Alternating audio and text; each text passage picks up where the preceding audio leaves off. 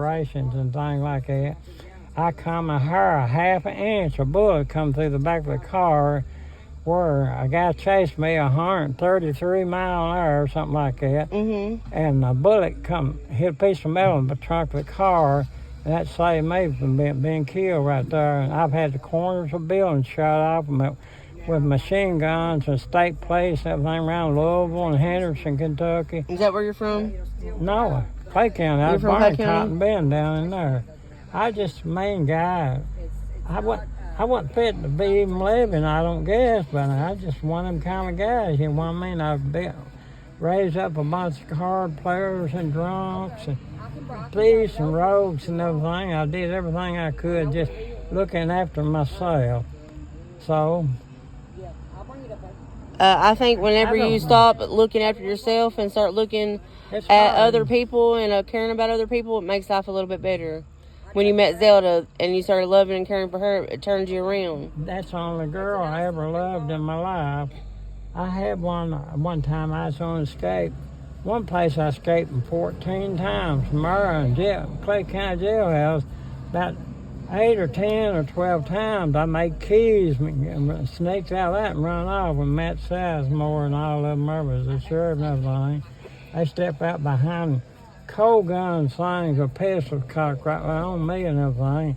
Took me back to jail and I sawed out, made keys with all the locks and everything. And I was a sharp gal. I worked at Monk Smith's garage for 35 years, and I done always motor overhauling for anybody coming into all the greasy work and everything. I was just a grease monkey, you might want to call me or whatever you want to do. It's all right, man. It don't break my heart because I've been treated rough and everything all my life and everything. How does Daryl Hinkle treat you? Who? Daryl. How does he treat you? Oh, I love that guy just like a brother. I get my $100 here not too long ago for his birthday. Yeah, I know. And then I called him back. I said, "No, you had a birthday," and I just keep that. He said, "Pay me back."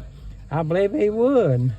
But Daryl's a religious going type of guy too. He talked to you about the Lord a lot when you first met, didn't he? Yeah, a little bit.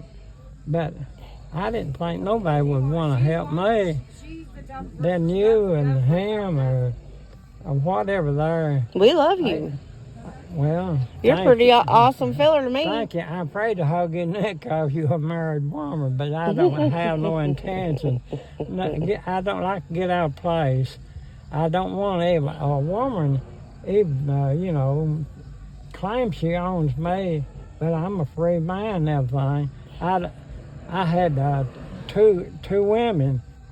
Zella was one girlfriend. I loved her with all my heart. She loved me too. And she brought me to the Christ and everything.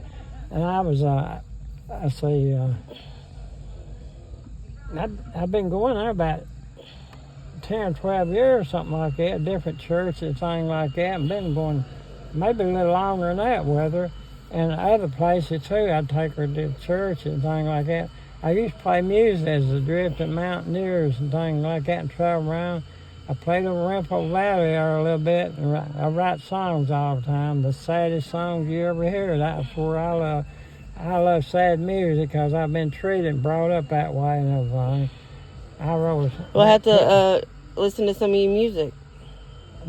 Sad music. This is sad as it gets. But I could sing some of it in here without my music, but I don't like to sing without my music. I play about anything I pick up or get around. I got electric organ and everything, 4 or 5 electric guitars, 2 or 3 PA systems and everything in the world like that. Bangers, 2 or 3 bangers and everything. Our next episode we'll have to have you singing your songs and have your instruments. I sung one song over of my own song over at this side of a mile stretch in Clay County over there. They said I about lifted the roof on that place on account of the sound of my voice and the way I sang.